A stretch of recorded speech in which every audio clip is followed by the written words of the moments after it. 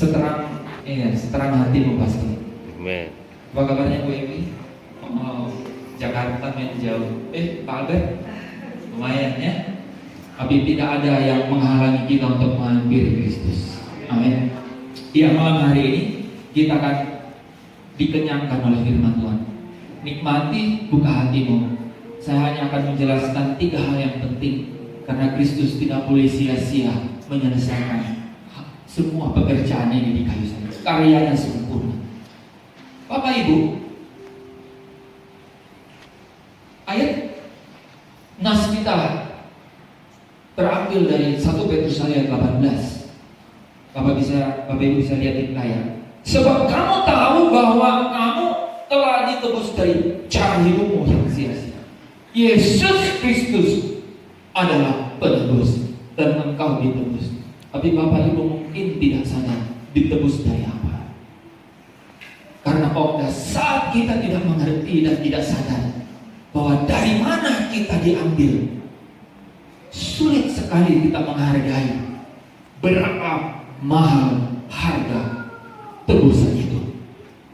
Kalau dikatakan bahwa bukan dengan barang yang mana, bukan dengan perak atau emas, tapi dengan darah Kristus,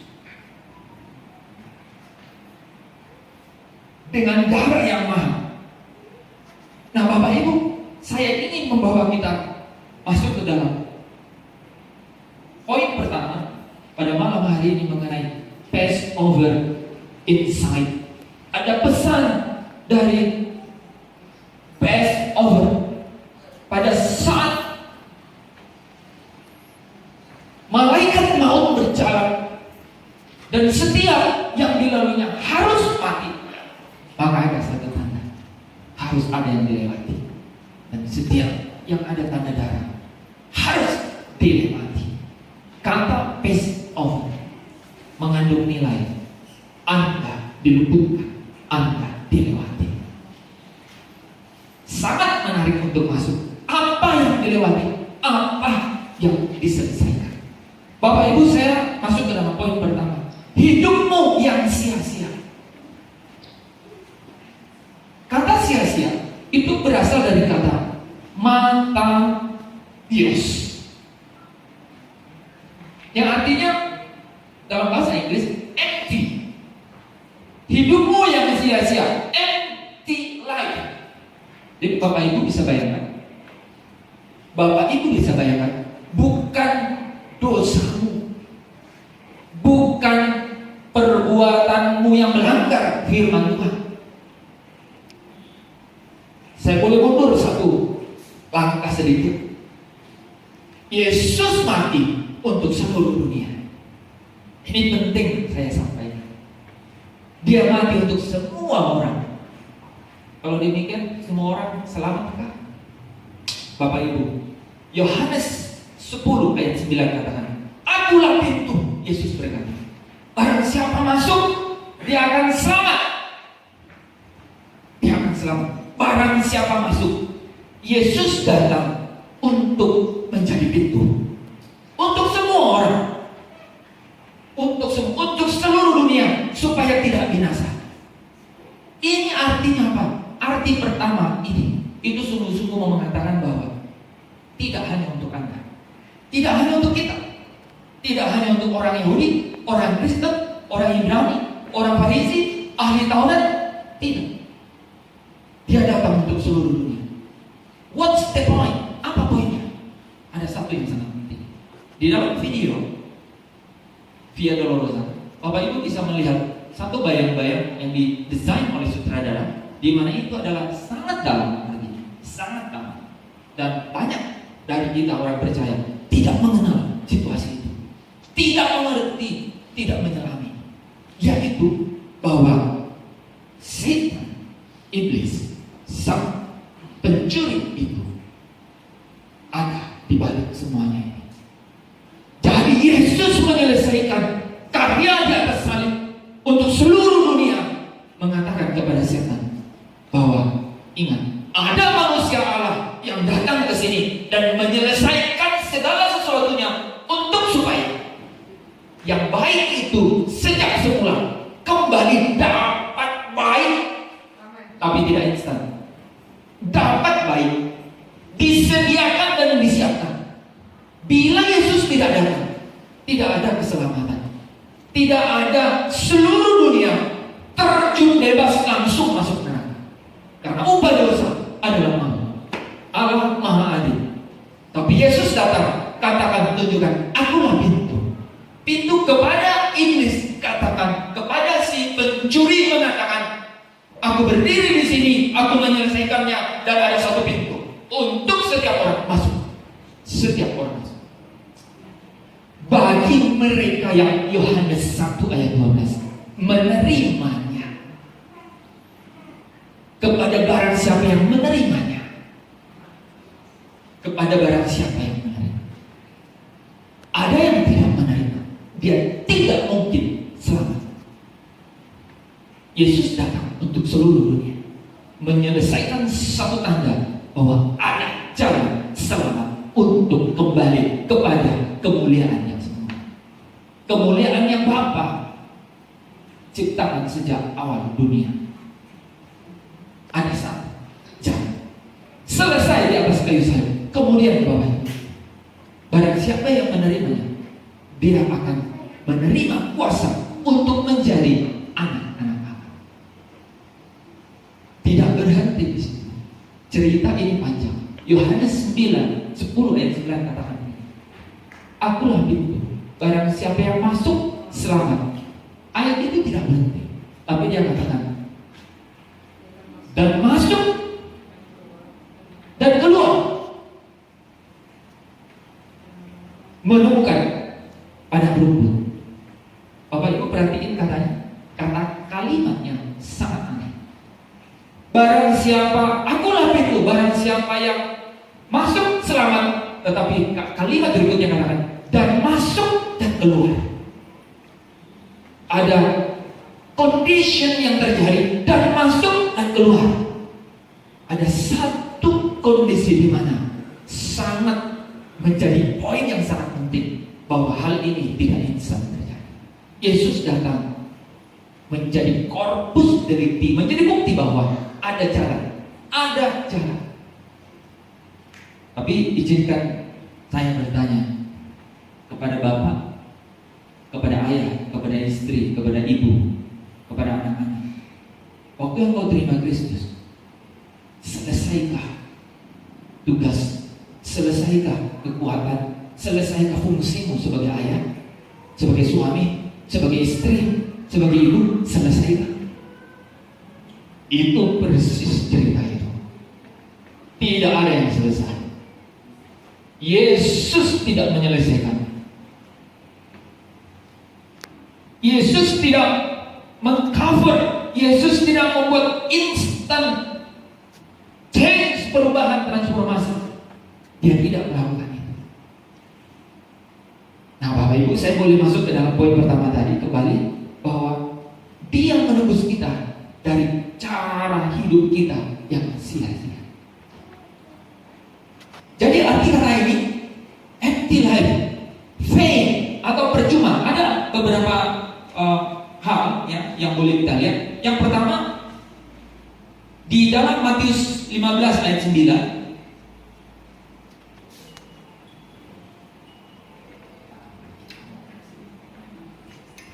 di dalam Matius 15 ayat 9 ya,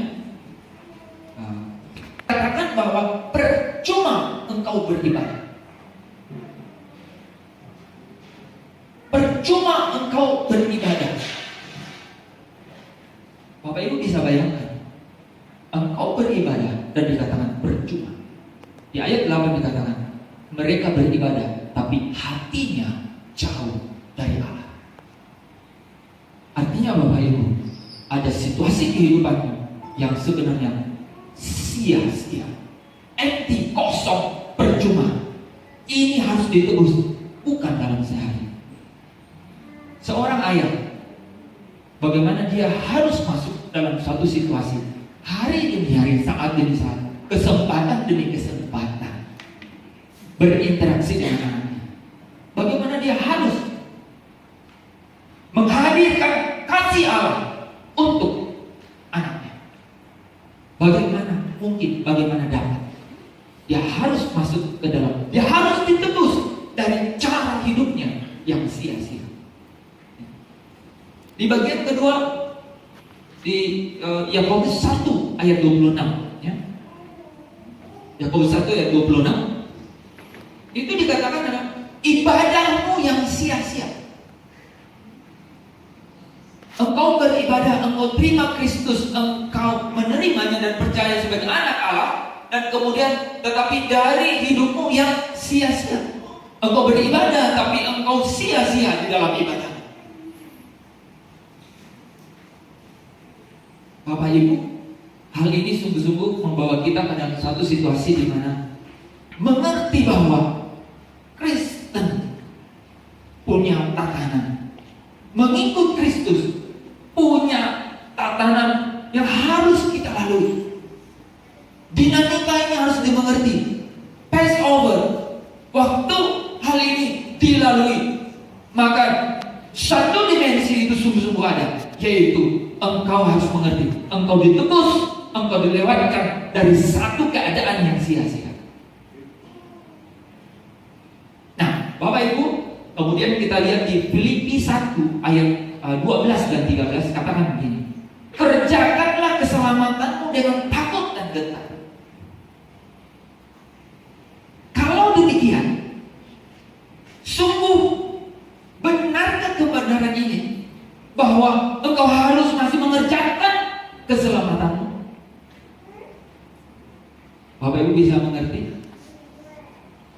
Keselamatan kita harus kerjakan. Kata aslinya diambil dari kata Katergeses. Katergeses artinya apa? Itu adalah menyelesaikan. Artinya belum selesai. Jadi kalau Bapak Ibu katakan ada orang yang murtad, jangan bicara murtad. Yang gak murtad aja belum selesai, pasti belum selesai. Ketemu orang hari ini yang menjengkelkan Bapak Ibu, atau ketemu orang hari ini yang tidak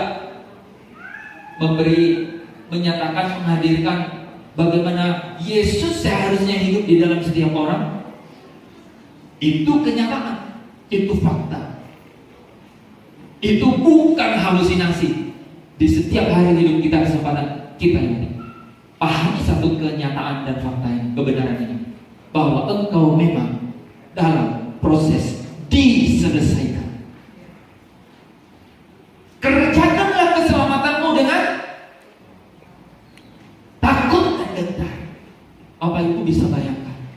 Kerjakanlah keselamatanmu dengan takut dan gentar. Kalau saya katakan di sini, Bapak Ibu, ya siap-siap ya jawab pertanyaan saya. Angkat tangannya ya, Bapak Ibu.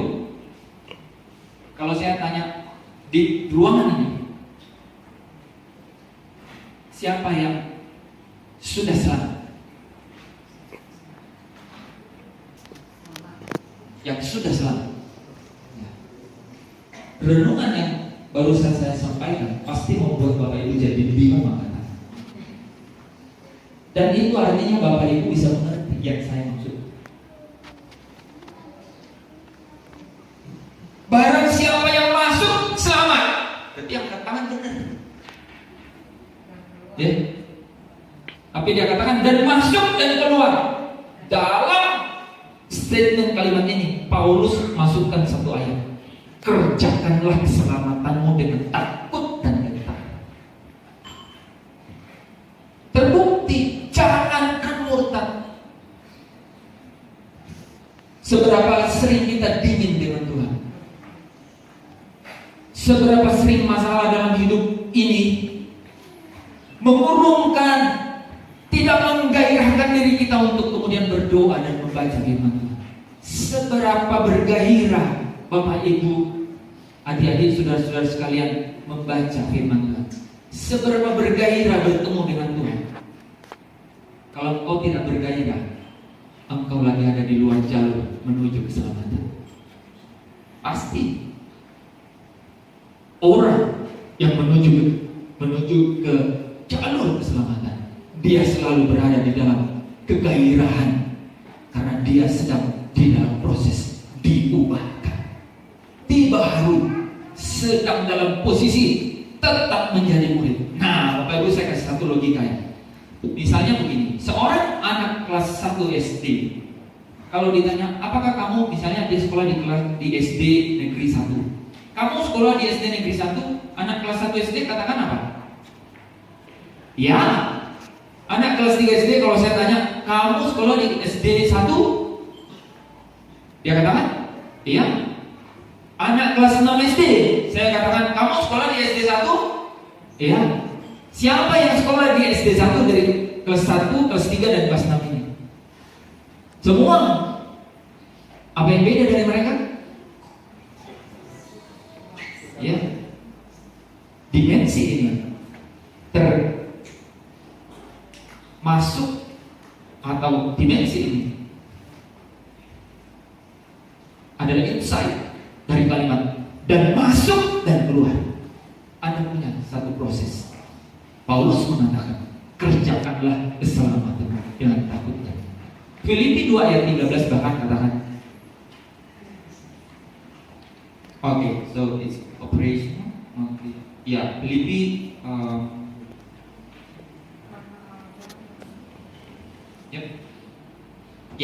karena Allah yang mengerjakan di dalam kamu baik kemauan maupun pekerjaan menurut kerelaannya. Saya ulangin ya, ayat 12. Hai saudara-saudaraku yang kekasih, kamu senantiasa taat, karena itu tetaplah kerjakan keselamatanmu dengan takut dan gentar. Kerjakan, Anda harus kerjakan. Kata ini ya, saya bahas sedikit di ayat 12, katakan begini ya.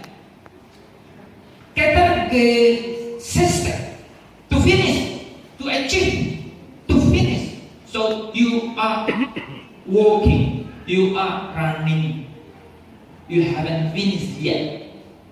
Kamu belum selesai.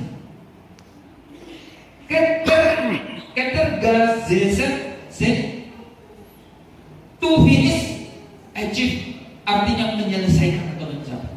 Anda tidak usah ragu dengan kehidupanmu pada saat engkau masuk dalam satu proses, karena engkau di dalam proses menyelesaikan.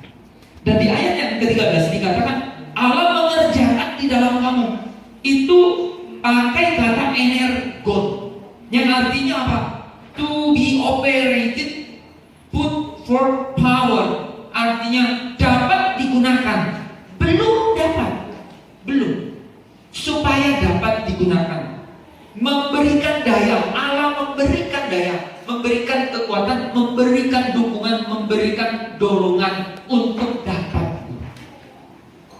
Bayangkan satu situasi. So, bagaimana itu sebenarnya, Bapak Ibu? Saya menyampaikan satu hal, bahwa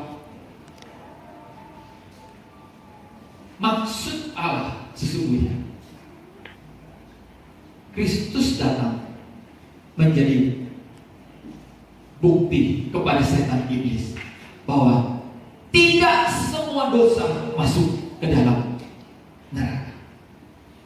Bahwa ada dosa yang sudah ditebus, yang kemudian punya pintu untuk masuk ke dalam proses, ke dalam satu transformasi untuk dapat dikembalikan.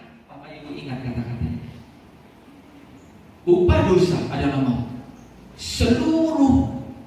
Semua manusia telah kehilangan kemuliaan Allah.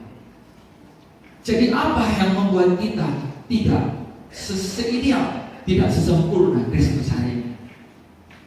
Bapak Ibu bisa bayangkan, Anda pasti terus-menerus berjuang di dalam hidupmu untuk bagaimana caranya, bagaimana mungkin dapat saya sungguh-sungguh sabar, saya sungguh-sungguh dapat mengerti orang lain, sungguh-sungguh lembut.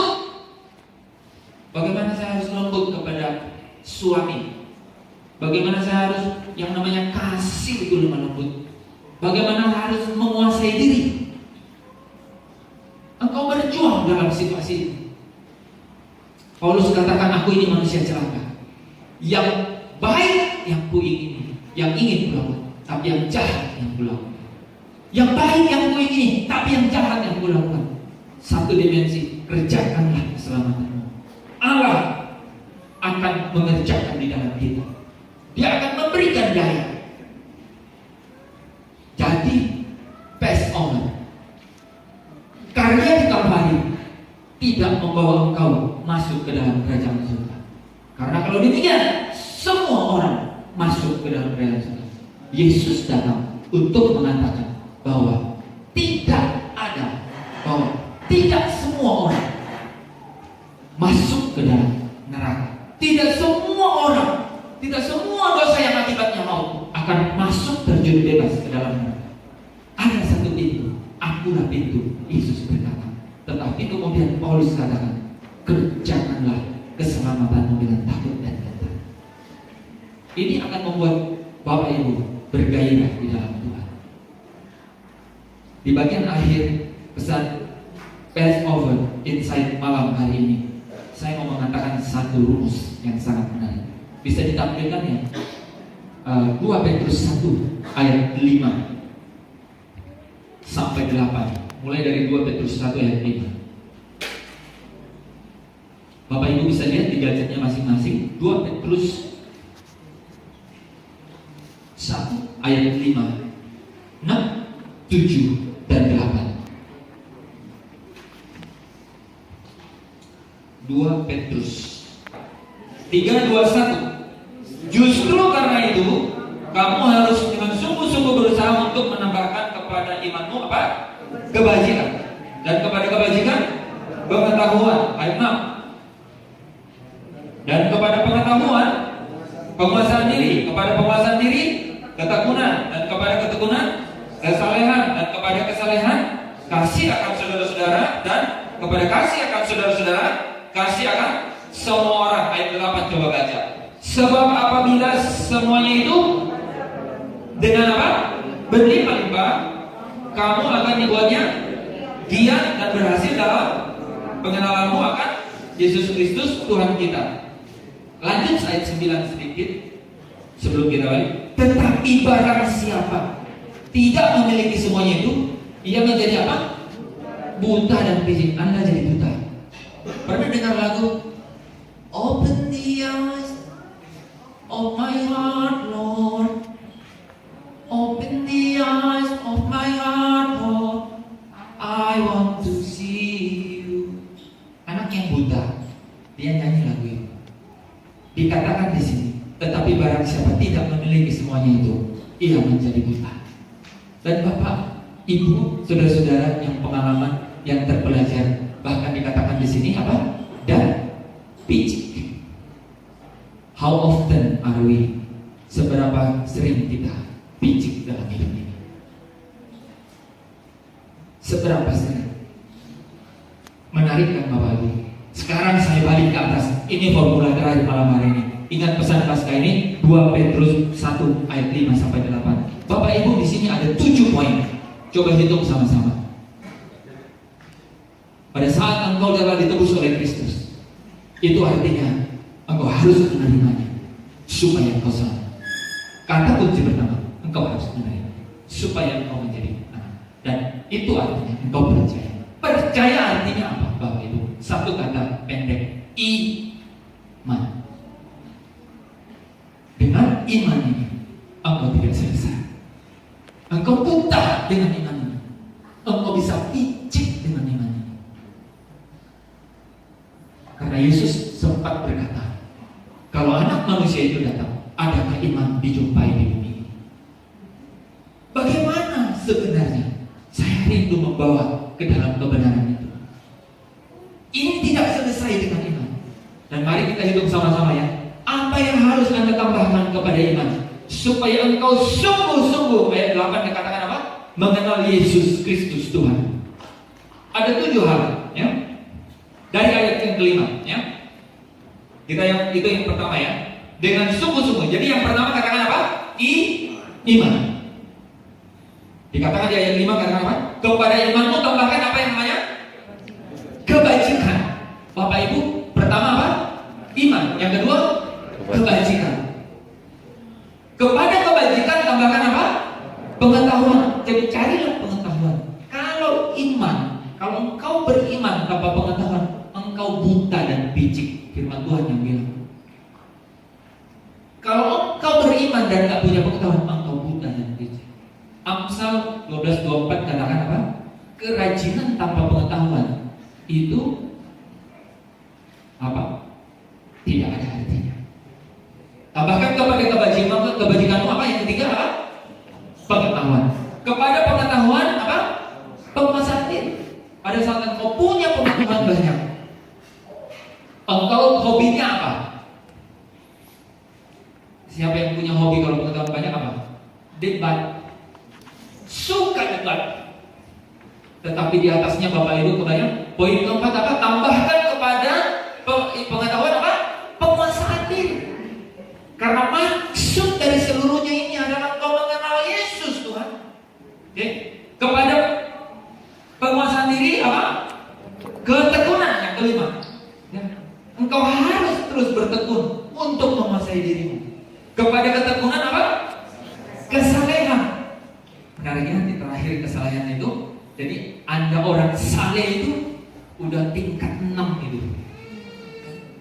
Tingkat berapa? Ya, ke 6 ya. Dan yang terakhir kepada kesalehan apa? Kasih. Ya. Kasih kepada saudara-saudara dan kasih kepada semua orang. Kasih adalah yang terakhir. Jadi kalau dikatakan kita paling awal, ya, karena demikian besar kasih Allah akan dunia ini, maka Dia mengaruniakan anaknya Tuhan. Kalau Ibu bisa rangkumkan cerita ini, itulah ayat yang sering kita pakai untuk masuk dalam membenarkan diri kita. Karena begitu besar kasih Allah akan dunia ini, kayak Ia mengaruniakan supaya barang siapa yang percaya tidak binasa melainkan beroleh. Tetapi Bapak Ibu bisa bayangkan, kasih hanya bisa berdiri di atas iman. Iman tidak instan menjadi kasih. Jadi engkau orang beriman, engkau belum tentu memiliki kasih. Ada 7 hal yang engkau harus tambahkan kepadanya. Yang pertama, sama-sama katakan kebajikan, ya. Yang kedua apa? Pengetahuan. Oke. Yang ketiga, penguasaan diri. Yang keempat, ketekunan. Yang kelima, kesalehan. Yang keenam, kasih akan saudara-saudara. Yang ketujuh, kasih akan semua orang. Jadi teman-teman, Bapak Ibu juga bisa lihat, kasih kepada teman-teman seiman dan kepada semua orang itu juga dibedakan. Engkau dapat turun di dalam kemuliaan-Nya. Kita diciptakan baik adanya. Itu artinya apa? You are holy. Engkau mulia. Engkau glory. Dan Tuhan ingin Yesus datang supaya kita dikembalikan kepada ciptaan semula, yaitu engkau mulia. Engkau dapat memiliki kemuliaan pada saat engkau masuk proses. Kerjakan keselamatan dengan takut dan gentar, dan Allah akan mengerjakan, memberi daya, memberi dorongan untuk menghasilkan apa? Supaya engkau mulia seperti yang di dalam pemandangannya, yaitu baik. Itulah arti sesungguhnya dari pesan Passover.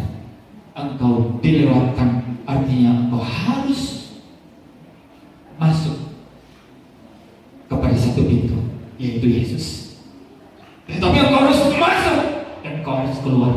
Karena barang siapa yang tidak keluar tidak menemukan padaku. Bapak Ibu sudah mengerti Matius 7 ayat 7 katakan, aku tidak mengenal engkau.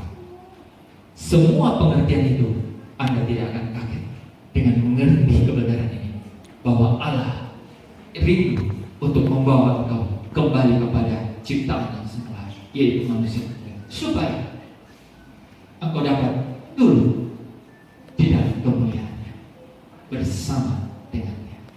Kita tunjukkan kepada sesuatu yang kau telah kerjakan pada malam hari ini. Firman-Mu telah sampaikan, tapi hamba percaya bahwa Kau belum berhenti mengerjakan segala sesuatu di dalam kehidupan kami. Tuhan, terima kasih. Terima kasih untuk kehadiran-Mu. Terima kasih untuk Engkau membawa setiap firman, benih firman-Mu. Engkau taburkan di tengah hati kami, Tuhan. Bapa, kami berdoa, kami percaya firman ini adalah seperti pedang yang menusuk dalam, membelah jiwa dan roh Tuhan. Engkau akan memberikan